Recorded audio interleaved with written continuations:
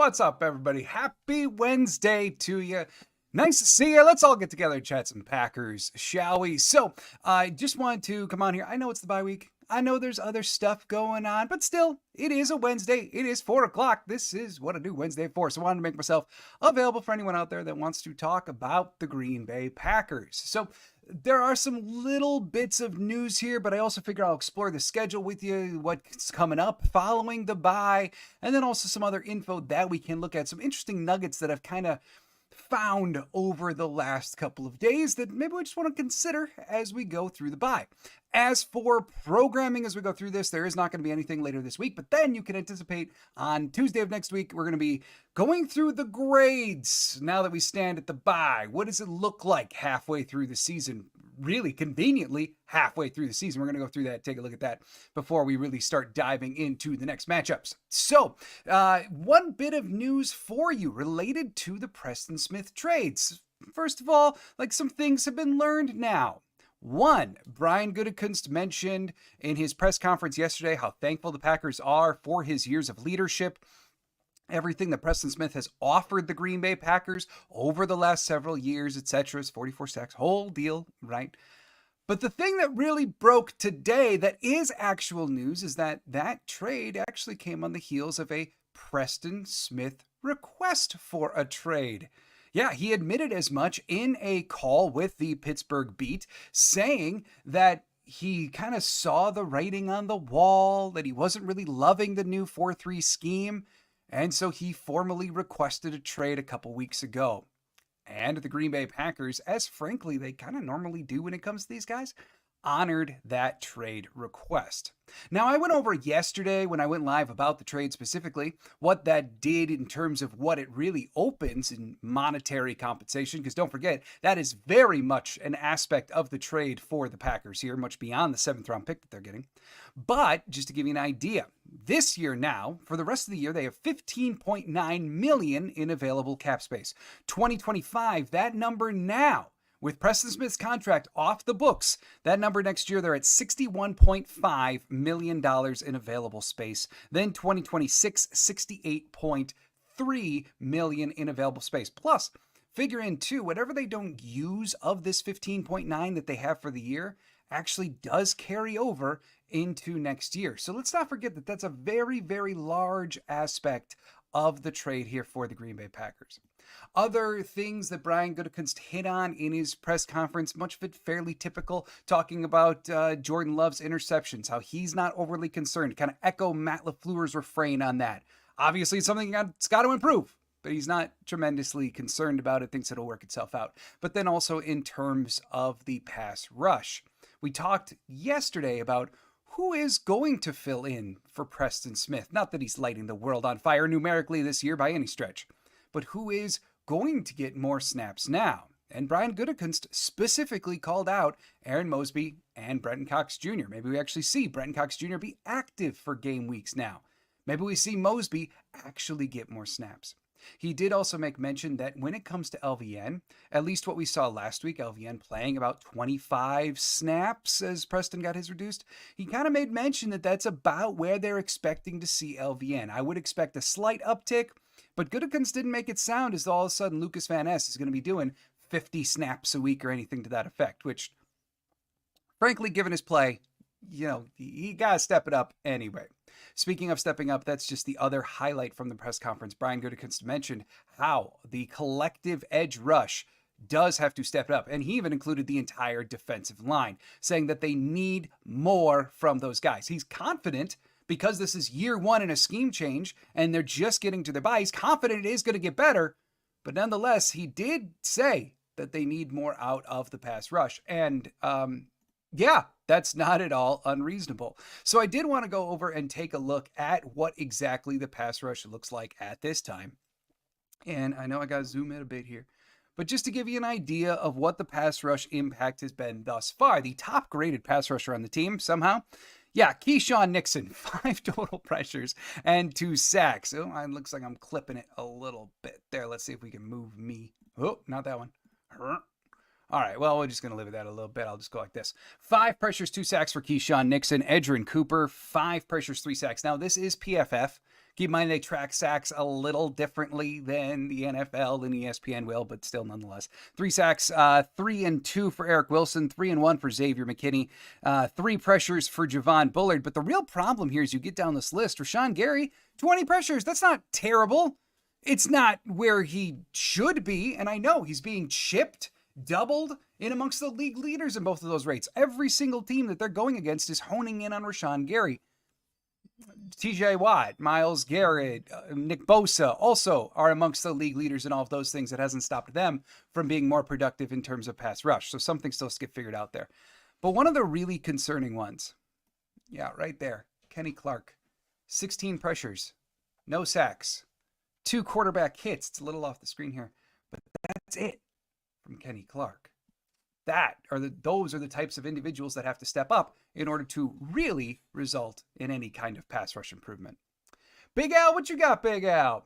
Hey, John, who's the better player and which players got more potential, Aaron Mosby or Brenton Cox? Ooh, that is a fascinating question. So I think I do actually have 2 different answers here. One, in terms of who's the better player right now based upon what I saw at camp, which keep in mind, that's very much where we've been able to see these guys the most, right?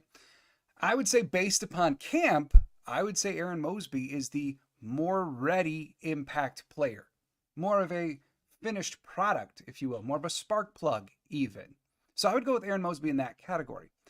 However, in terms of who is the higher potential, given what we know Brenton Cox Jr. can do as a pass rusher, that's probably where I'd give the nod. But there are a lot of other elements of his game that had to improve. He was not contributing on special teams in camp. That obviously becomes a part of, if you're going to be edge 5 on the game day roster, you better do something on teams. So he's got to add that to his acumen, right? So I would say higher potential as a pass rusher. Sure, Brenton Cox. More ready to be an impact right now? Mosby. Eric, what's up, Eric? Eric saying Clark and Quay should be arrested for stealing money. Okay, I'm not going to go that far. But Clark's been a disappointment. And here's what I want to say about this. I think the schematic change is having a way bigger impact on pass rush than any of us anticipated. We were talking in training camp. Kenny Clark himself, Kenny Clark said that he was prepping himself for his first double-digit sack season. And now he's allergic to hitting the quarterback. Like, they were primed for this, we're all going to just go out and attack type D-line. And that has not turned into fruition in any way, shape, or form. And so I have to wonder, and it's going to take someone who's a tremendous film guru looking at the nuance of this. Obviously, they were relegated to being less impactful going against the Kyler Murrays, the Jalen Hurtses. Yeah, fine. But even other weeks, they're not doing anything.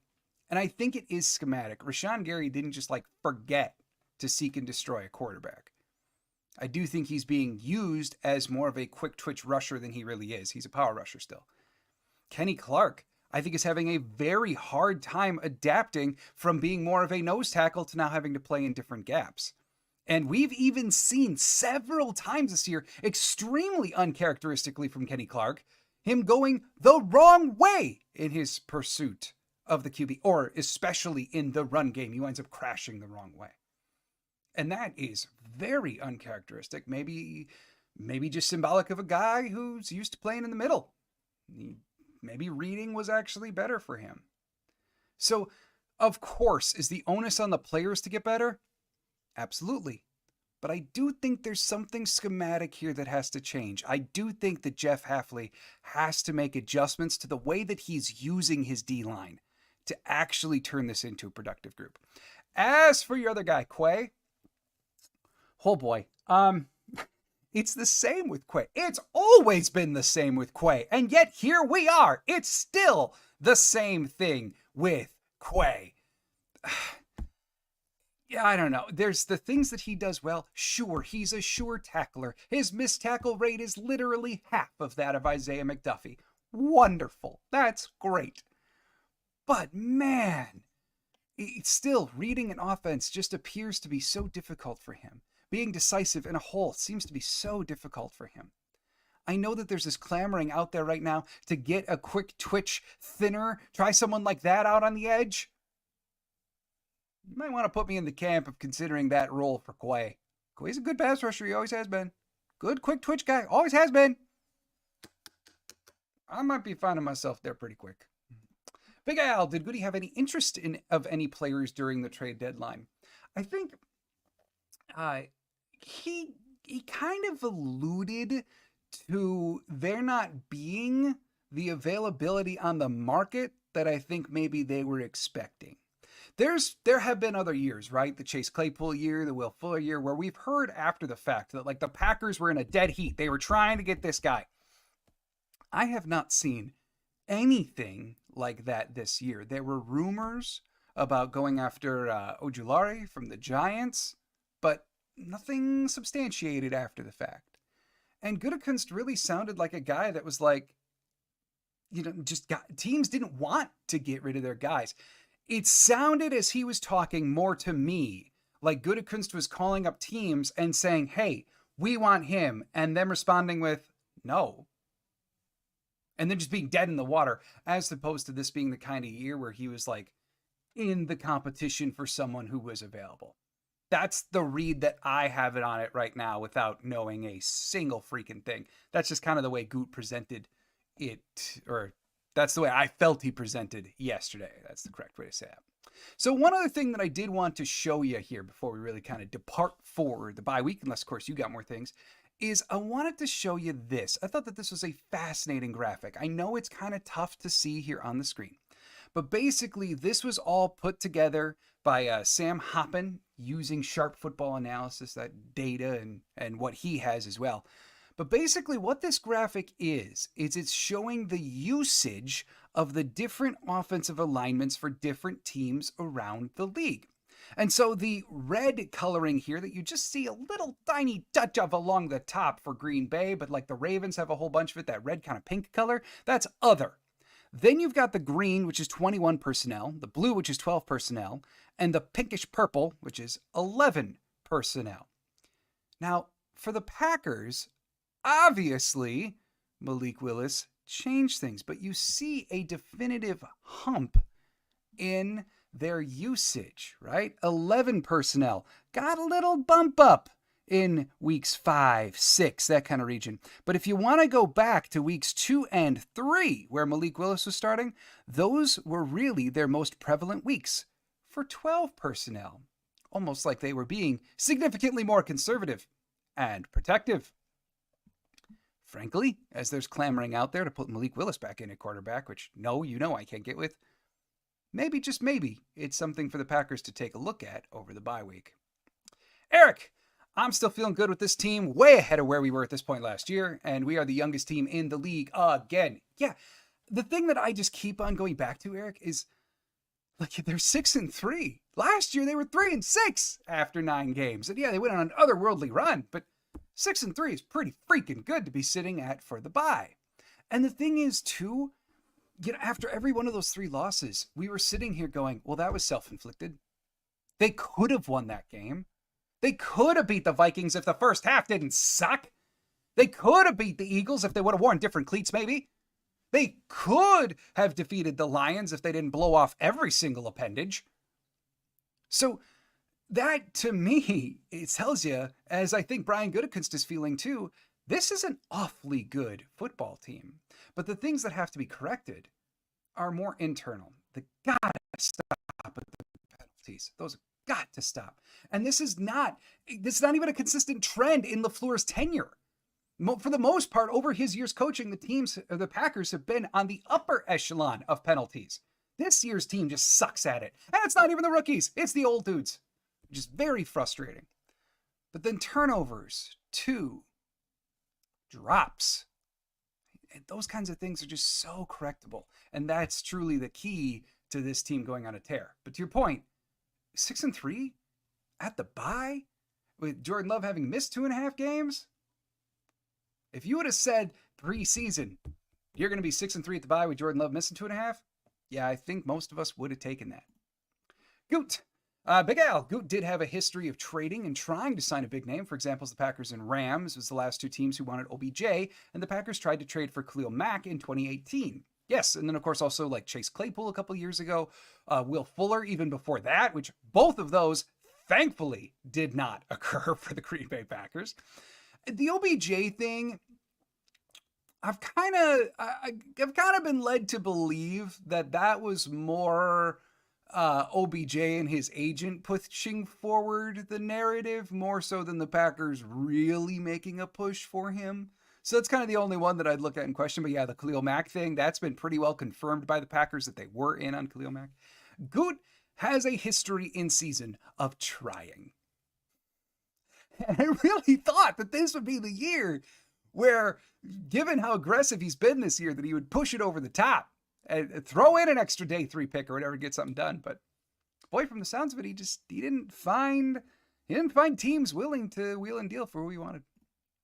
Eric, penalties and poor decisions have killed us. Yeah, there's really no other way around it, right? The penalties, just awful. And Jordan Love making 2 of the most ridiculous pick sixes you're going to see. Obviously hasn't helped as he's sitting at 15 touchdowns and 10 picks.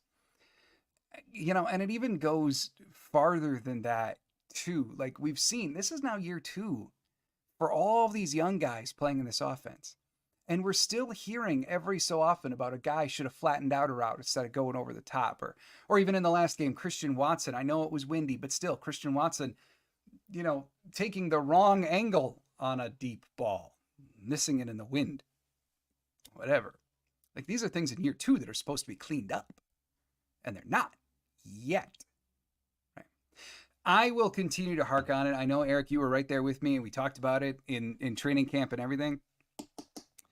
It just felt to me coming into this year that the Packers just kind of assumed that they would pick up where they left off. And I think Jordan Love's injury really did derail that. But they just kind of assumed, like, oh, this is who we are now. We're just going to go. I am an advocate for young teams playing in the preseason. Packers are still the youngest team in the league. It can't, it can hurt, whatever. It can physically hurt with an injury. But, like, you know what I mean? It would have done them good, and I will continue to bang that drum. Big Al, Zadarius Smith with the Lions next year. He's going to sign with the Bears to complete his NFC North journey. Zadarius feels like a very big addition for Detroit, and I think he will be over the span of a half season. But that's kind of how long he's been loved by several teams now, right? Green Bay eventually got tired of having Z in the off-the-field stuff and whatever. Okay. Well, then he went to Minnesota, and they eventually got tired. Shipped him off to Cleveland. Well, now Cleveland shipped him off. I think Z is going to be very, very good for a half season on a competitive team. Beyond that, though, I think there's a reason not a lot of teams are hanging on to him long term. But boy, wouldn't it be funny to go see him sign with the Bears? Oh, man. I don't know. I think he's going to play well against the Packers every single chance he can for how things ended in Green Bay. So I'm kind of maybe not rooting for that so much. The other thing that I want to say is I did see a common sentiment yesterday talking about how, like, well, the Lions got better at the deadline, the Vikings got better at the deadline, et cetera, et cetera. Keep in mind, though, that the Lions added Z to replace an injured Aiden Hutchinson. The Vikings added, right before the deadline, Cam Robinson to replace an injured Christian Darrisaw. We didn't see mass moves by these teams to improve upon what we already knew that they were. No, it was like to fill in gaps for injuries. Injuries for the Green Bay Packers, very luckily, have not tremendously been sustained. Not the big season enders like we're talking about with those guys. For the Packers, I really think Jaire Alexander's got to get healthy and Jordan Love's got to get right. And then we're looking at a pretty different team overall. Big Al, it just sucks that Z Smith didn't last that long. I thought Preston Smith was supposed to be gone after his disappointing 2020 season. Yeah, if you would have asked me after 2019, which Smith brother is going to have the longer term trajectory in Green Bay, I'm pretty sure 10 out of 10 people would have said Zadarius. Boy, did that take a turn. Right? And it is a shame. Zadarius Smith for that one season was more dominant, like on a per game basis, than I think we've really seen any defender be outside of like prime Charles Woodson or Clay Matthews in that one magical year he switched to being a middle linebacker and then did everything for that defense, right? Z was so good on the line that one year.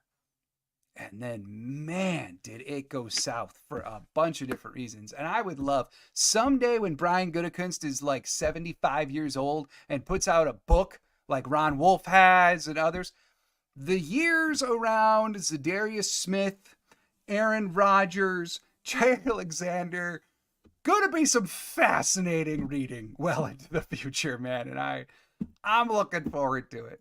So, all right, everybody, do believe it's time for me to head on out of here. Like I said, there's going to be nothing later this week. It is the bye week after all, of course, unless there's big breaking news. Then next week, we're going to take a look. We're going to grade the team, go through the team, talk about how it's been in the first half as we then begin to get ready to resume football activities for the Green Bay Packers. So thank you so much, everybody, for being here. Do hope you're having a fantastic day. And one more sneaking in before the buzzer. Peter, what's up? Hey, John. Goot seems to already be focusing on the 2025 salary cap and next free agency. Well, next year they now have $61.5 million in available cap. So he's going to have some room to play with. But the other thing that I'll say here, Peter, I said it right at the top. Preston Smith requested a trade. He wasn't vibing with the 4-3 defense. He saw the writing on the wall. He wasn't being as productive as he wanted to be. And so he requested the trade. The Packers acquiesced. So that makes it even kind of tougher to blame the Packers for moving on from Preston. So I think the money shedding is a net benefit, but Preston asked to go. So, all right, everybody, time for me to get on out of here. Do hope you're having a great day. And as always, go Pack, go.